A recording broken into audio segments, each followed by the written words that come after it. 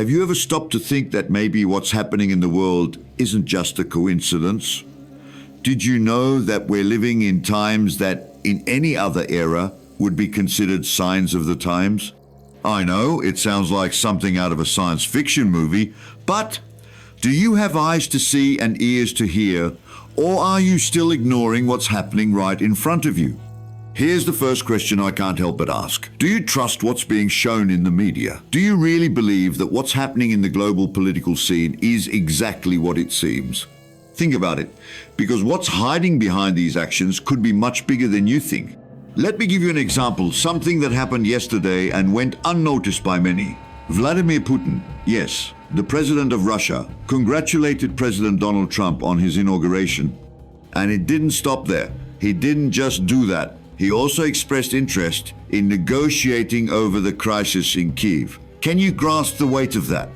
But the mystery deepens even further, because it wasn't just Putin who applauded the president. Elon Musk, the famous owner of Twitter, now called Platform X, is being seen as a kind of savior of the world. You heard that right. The guy behind Twitter and the social media revolution is now being touted as someone who saved the world. Does the world really need saviors, or are we being led to something much more sinister? But here's the real question. Do you think this peace movement that's being pushed is genuine, or are we about to fall for a great deception where peace actually brings destruction? I know, it's a tough choice, but think carefully. And here's the most alarming part. The Iranian crown prince, the one who was exiled from his country, sent a letter directly to President Trump. He asked Trump to expand the Abraham Accords to include Iran and overthrow the current regime. All of this to restore the old Iranian monarchy. What does this mean for the future? We're witnessing the fulfillment of an ancient prophecy where peace in the Middle East becomes the center of a massive global movement. But what if this peace is just the calm before the storm? Now, imagine for a second, if the Bible has already warned us about this, if the signs are unfolding before our eyes, what else might happen? Wouldn't it be wise to start paying more attention to the small details that are being neglected? Because, my friends, if history is repeating itself, we're about to witness something massive, something many aren't prepared to see. The Bible said, when they say peace and security, then sudden destruction will come. Have you ever thought about that? It's happening now, right in front of us. The whole world is celebrating a golden age. Everyone is saying we're entering an era of peace, but in reality, it could be the beginning of something much darker. The truth is, while we're celebrating promises of peace, destruction could be just within our reach. This isn't apocalyptic. It's a real evaluation of what's happening based on prophecy. So, now, what will you do with this information? Ignore it or act on it? Here's the choice for you. Will you trust the peace promises the world is offering, or will you prepare for what's coming, just as the scriptures warn us? I'm not saying this to scare you, but to open your eyes. Because what we're seeing isn't just global politics, it's preparation for something much bigger. Something that's already been predicted. Something that's been spoken about for thousands of years. If you're still wondering what this means for you, the answer is simple. Prepare now. Don't wait until it's too late. Start studying, seek the truth, understand the signs. Because the times are coming, and as always, the choice will be yours. But remember, when everyone around you is shouting peace and security, you need to be more alert than ever. I invite you to stay vigilant, to seek understanding, because the future, as always, is shaped by our choices. What do you think of all these global movements happening lately? Have you stopped to analyze them? Let's start with the so-called Green New Deal. Sounds good, right? Save the planet, fight climate change, ensure a more sustainable future. All sounds very nice, doesn't it? But wait, there's something off here. Who is really behind this? Have you thought about that? When I started looking at the names involved, my stomach knotted. Bill Gates, George Soros, Mark Zuckerberg, and even BlackRock, the largest asset manager in the world.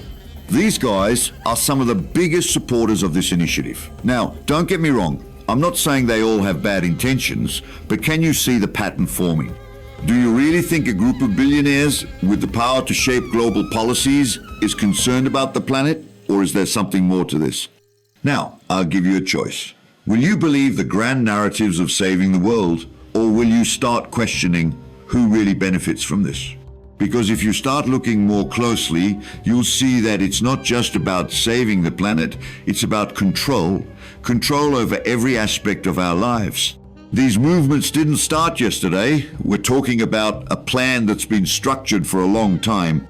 The UN's Agenda 2030, with its focus on sustainability, equity, and social justice, sounds really nice in theory. But what about the consequences of this? Are we giving up something else in the process? And what if, deep down, this plan isn't just about saving the world, but controlling everything we do? And here comes social credit. Have you heard of this? Imagine a system where your social score depends on how you behave, what you consume, and what you share online. It's already happening in some places like China. Now, think with me. What would happen if this spread worldwide? Total control over what you do, what you buy, even where you go, all based on a score that dictates your freedoms. It's not just about saving the planet, it's about knowing every move you make. And I ask you, is this the future we want? Now maybe you're thinking, oh, this is an exaggeration. But listen to me, what we're seeing isn't that different from what happened after the 9/11's attacks. At that time, the fear of terrorism justified mass surveillance and the loss of privacy. The Patriot Act was a clear example of that. Today, we're repeating that process, now justified by saving the planet and securing a better future. And if this sounds familiar, it's because we're being led once again into a scenario of control. Now, think with me.